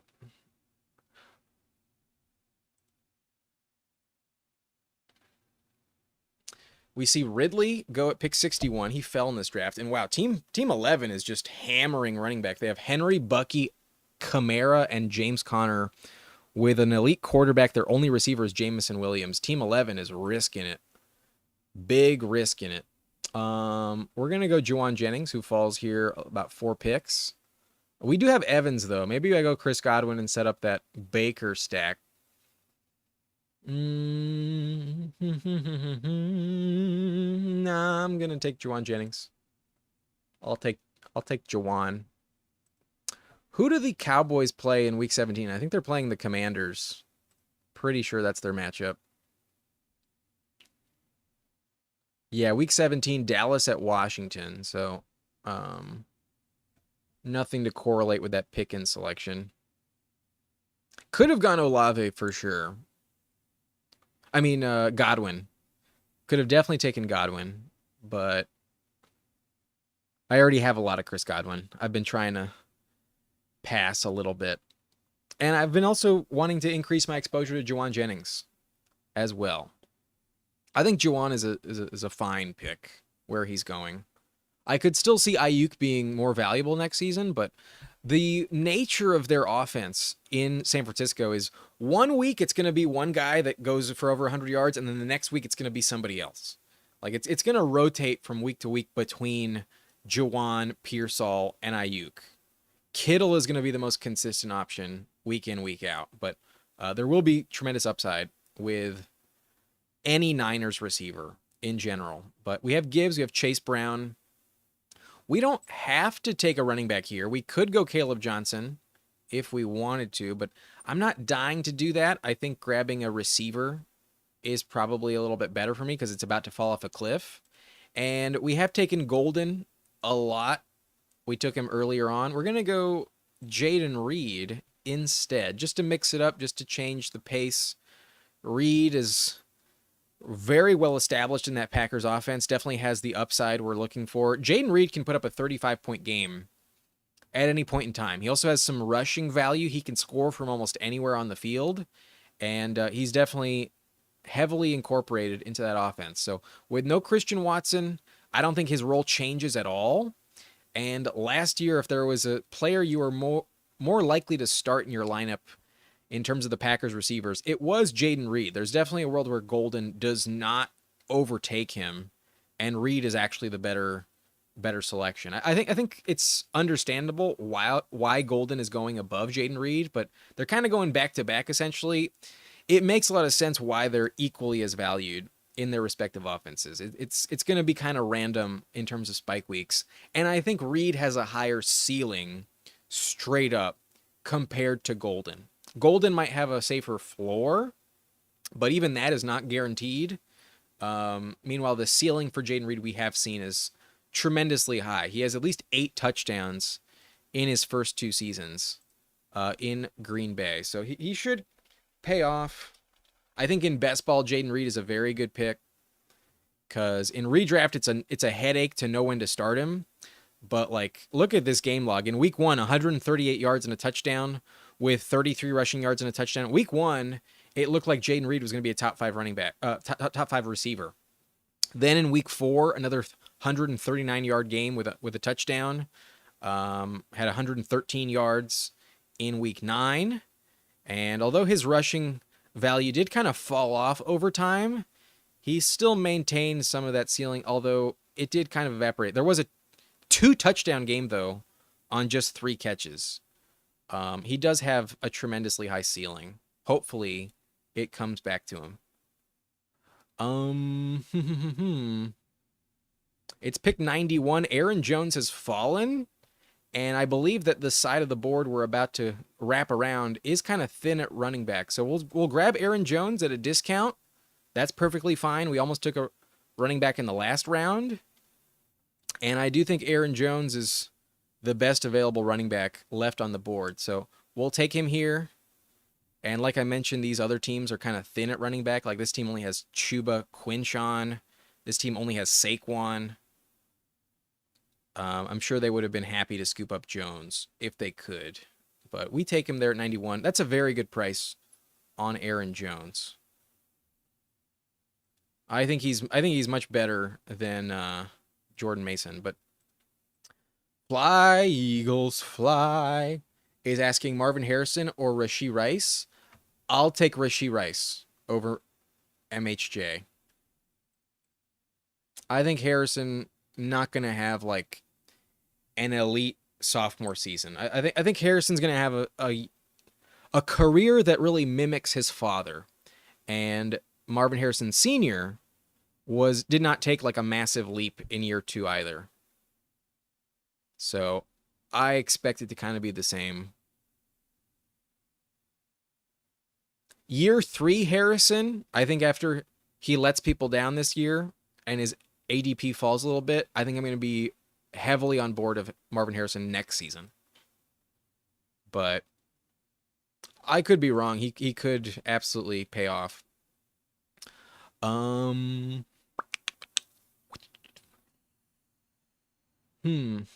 We could go Justin Fields.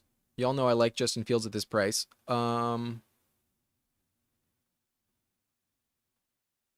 Yeah, I'll go Justin Fields, get that rushing upside. You can take him unstacked and feel good about it. I'll take it. I'll take him for sure. So on this team, we have Justin Fields, Jahmyr Gibbs, Chase Brown, Aaron Jones. And although we went heavy running back to start, our receiving core, I think, is still really good. We have Ladd McConkey, Mike Evans, George Pickens, Juwan Jennings, and Jaden Reed. That value on Mike Evans, even Pickens and Juwan, was pretty nice. So grabbing running back early did pay off for us. And we did get those falling receiver values as we hoped for. Feels good. Fields is my second most drafted quarterback. Here, I'll pull up my exposure here on the board. Number 1 is Caleb Williams at 17.8%. Number 2 is Justin Fields at just now that we took him, it's going to be 16%. And I always feel happy when I have him on the team. I never regret it.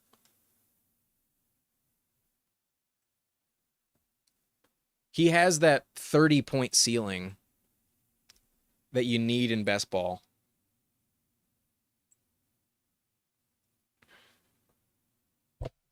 One of the last, like, elite rushing candidates you can find.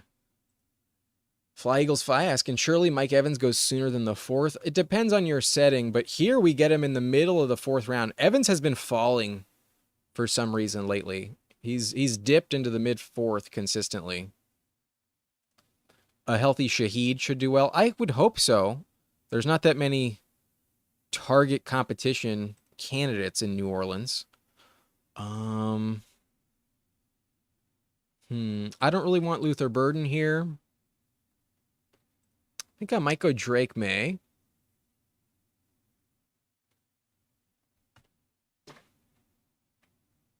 And then kind of hope for Kyle Williams to come back around. Probably doesn't happen, but it's possible. Drake May has a lot of rushing upside. Drake May will run the ball just as much as Kyler Murray next season. Watch. On a per-game basis, it was the same between those two as well. But someone wants to say hi. Someone is here. Hello. Can I say hi to the people?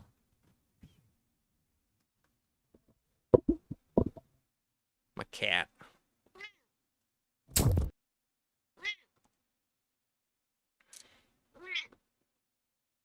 You hungry? Is that what it is? She's meowing aggressively. We'll give her a treat after this pick.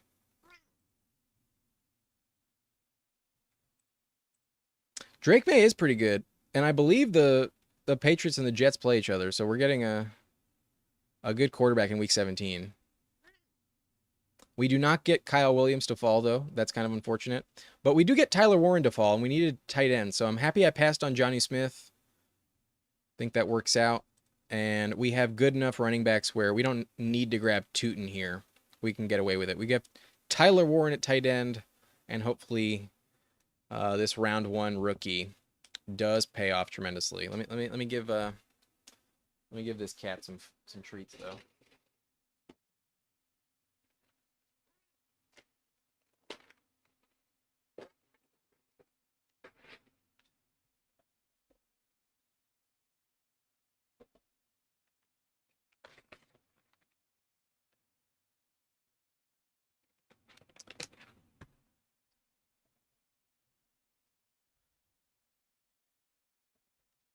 Yeah, this is one of the reasons why I like to pass on quarterback for a long time. Like that's one of the reasons why I didn't take Olave. Why do I keep confusing Olave and Godwin?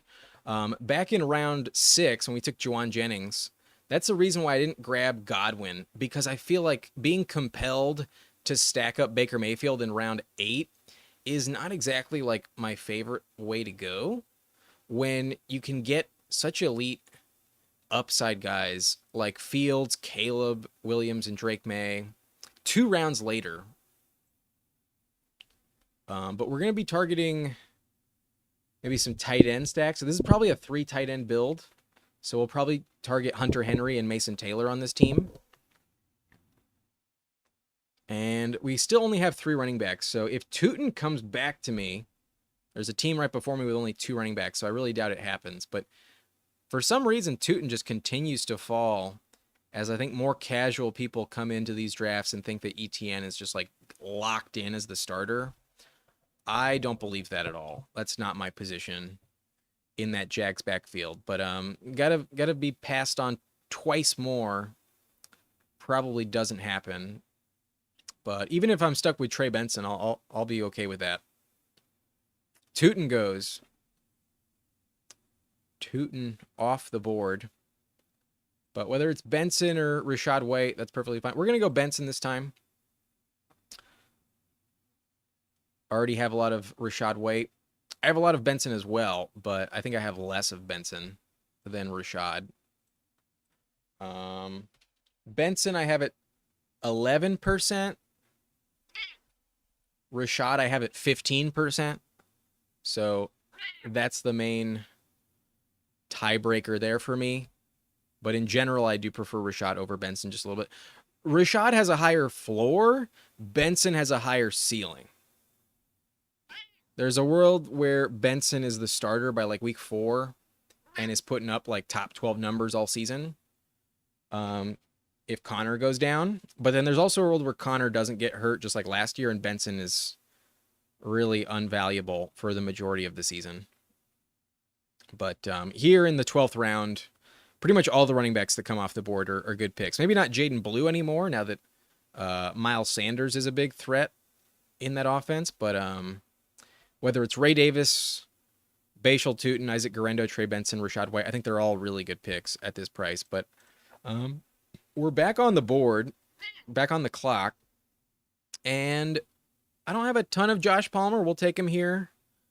Not my favorite pick, but could have like that Mac Hollins role. Could score some touchdowns. It always changes hands in terms of who's the top target for Josh Allen every week in Buffalo. Palmer will contribute, but he also probably misses your lineup a lot more. Like, there's no way I'd draft Palmer and start him with confidence every week in redraft. Like, that is not the way to go. Definitely, if you're trying to start a Bills pass catcher in your home league, draft Khalil Shakir. That's the safe investment. But in best ball, Palmer has that touchdown upside and could be the guy in any random game to give you like a 16, 17 point week. More of a deep threat option. I think the reason why they targeted him in free agency is because one of Josh Palmer's best games of his career was against the Bills. If we go back to 2023, with a backup quarterback.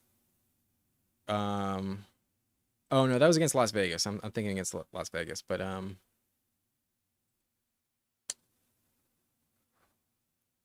I might have to get a subscription to this Pro Football Reference for this season, because usually there's like a tab on the game log where you can look at all of their matchups against specific teams, and it seems like they've gotten rid of it on the free version. And I do a lot of my start sit decisions using that tool in general, so probably gonna have to get a subscription there. But we have Drake May. We need a stack. I'm gonna go Hunter Henry. I do not want to get sniped on Hunter Henry. And we're already done at quarterback when we have Fields and May, so I'm going to ignore any of the values at quarterback that are left to me. Like Penix there fell tremendously. Penix goes at like 146. He fell almost 20 picks. Goes to the team with Bijan at pick 4. But we also put that team in at pick 4 in kind of a tough spot because now they have 4 quarterbacks, and that's very excessive, especially when you have Jalen Hurts as your QB1. So team 4, go ahead and take Penix. I don't care. I don't need him. I need Hunter Henry a little bit more for the sake of my stack. But we can also go Demario Douglas. I think Douglas is an interesting stacking option. Demario had 87 targets last year, increased from 78 as a rookie. And May seems to like him a decent amount, maybe not like crazy. But if Diggs and Kyle Williams disappoint, it's because Demario Douglas is still a big factor in the passing game. But I'm not totally sure what is going to happen with Josh McDaniels in that system. Kind of a random target share in New England, but definitely want the stack. So give me Demario Douglas. And then in the next round, I'm probably going to draft Mason Taylor for our Justin Fields stack. But so far, the team is decent. We got Justin Fields unstacked. We have Drake May stacked up with Demario Douglas and Hunter Henry. At running back, we have some top-heavy options, but a decent core in Jahmyr Gibbs, Chase Brown, Aaron Jones, and Trey Benson.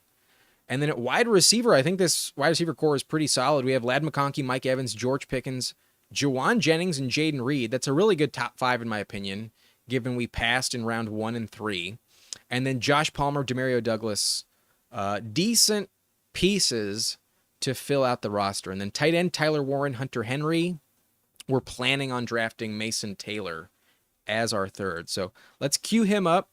We're going to need at least one more running back for sure. And then I'm probably going to draft an 8th receiver on this team. But Cobra says Kitty wants Romeo Doubs.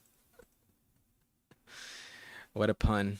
Nice. Yeah, Kitty does not get what she wants. Not all the time. Not always. Dobbs is an okay pick. I think where he's going, he's a fine selection at ADP. A couple years ago, he had 8 touchdowns. It could happen again. If that happens, he'll smash the ADP. But in general, the Packers' passing game was just a big letdown overall. And they definitely favored the run. So kind of a risky investment. Ooh, Mason Taylor gets sniped. So we will not grab Mason Taylor. That's unfortunate.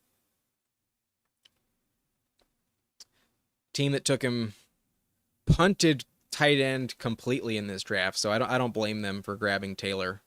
One of the last good options that you know will be on the field a lot. But having an unstacked Fields is fine.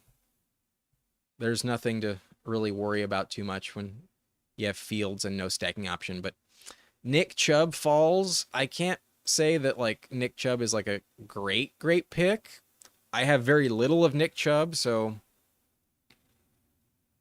at pick 187, 9 picks past ADP, I'll tolerate it, but I could definitely envision Nick Chubb not giving you any fantasy production at all. The only upside, I think, for Nick Chubb, the only like reason to feel somewhat confident in taking him is the fact that Joe Mixon turns like 30 years old next year. Joe Mixon is kind of old and has been missing some time. Joe Mixon. Oh, he turns 29. Okay. He's a year younger than I thought. I thought he was already 29. So, that's not that old, you know. It's the cliff is not quite there yet. It's the same age as Christian McCaffrey. But he did miss some time last year. It could definitely happen again. But I think with Nick Chubb, I'm probably going to want a sixth running back. We'll see. But at this stage in the game, I'm not dying to take Okonkwo unstacked. I think I'll pass on that.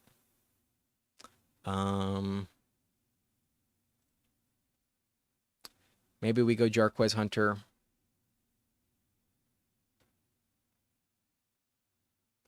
Yeah, I have very little Jarquez Hunter, so let's mix him in.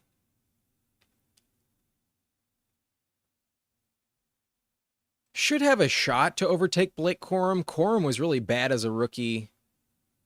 And if they really trusted Blake Corum as the backup, they probably would not have drafted Jarquez. So if Kyren goes down, there's a lot of upside in that offense in the first place. So hoping for the best. And when you have Nick Chubb and Trey Benson as your 4th and 5th guys, taking a 6th kind of feels somewhat warranted. But you have Tyler Warren and Hunter Henry at tight end. I can probably get away with that. If Tyler Warren's really that good, then I should be okay. Hunter Henry was like a top 12 tight end last year, so I think it'll be fine. More of like a floor play in terms of this combo. But we got sniped on Mason Taylor, so it just didn't work out how I was hoping for. I think I need another receiver, though. So we'll draft someone that stacks up. What about New England pass catchers? We could go Kayshon Boutte or Mac Hollins. They also have Kendrick Bourne. That's kind of a scary endeavor. And then what about the Jets? We could go Allen Lazard, Josh Reynolds, Malachi Corley. No one that gives you much confidence at all. Julius asking, doing another draft.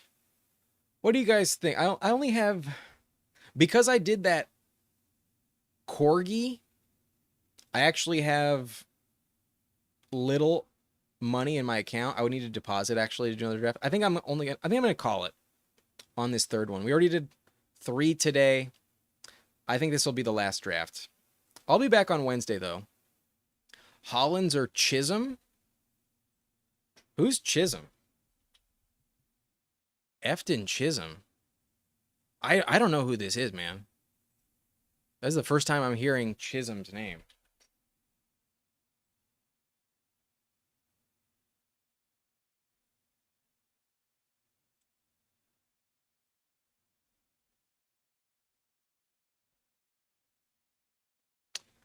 Didn't say he was signed to anyone, so I'm not sure. But we have a slight investment in Indianapolis. I think I'm going to go A.D. Mitchell. Betting on any Patriot or Jet receiver at this stage is just such a gamble. There's no guarantee you're getting any production. Let's just draft someone that was drafted in round 2 last year that should take a bit of a leap forward. Let's go A.D. Mitchell in round 18. So here's the roster. We have Justin Fields, Drake May at QB. Fields is unstacked. Running back, we have Jahmyr Gibbs, Chase Brown, Aaron Jones, Trey Benson, Nick Chubb, and Jarquez Hunter. So kind of top heavy, but I think the value on Aaron Jones gives me a good enough rotation where I don't feel like I need heavy contributions from Benson, Chubb, and Hunter to advance. And then obviously if we get anything from those 3 handcuffs, they should pop off pretty high upside. Receiver, I think really worked out. We got some good values. We got Ladd McConkey. We got Mike Evans, 8 picks past ADP in the middle of the 4th round. We got Pickens a little bit past ADP as well. Same with Juwan Jennings in the 6th. And then Jaden Reed in round 7. Tremendously high upside. Josh Palmer, hoping for the best in Buffalo. Needs some touchdowns to work out. Definitely possible. Demario Douglas for the Drake May stack. And then A.D. Mitchell, hoping that in year 2 he does take a bit of a leap forward. There were some plays where he was targeted downfield and it just did not hit. So hopefully Daniel Jones can connect with him and he offers some upside like Alec Pierce this year, but he might not do anything. It's definitely possible that's a bad pick.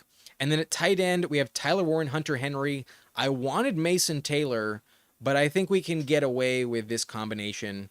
Henry has a decent floor, and then Tyler Warren could have a top 8 ceiling if he really is that good as a rookie. So hopefully the Colts target share doesn't ruin him, but definitely possible to work out. So that's the roster.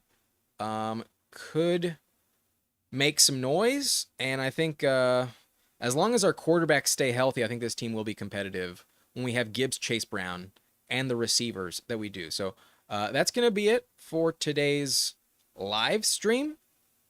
That's it for the drafts. If you enjoyed, hit that subscribe button and like this video as well. And before I go, let's just check the chat real quick. Reminder, subscribe if you're new. Albie says, Chisholm is a flyer as an undrafted free agent, but looks at what he did last year in college and imagine how McDaniels would use him.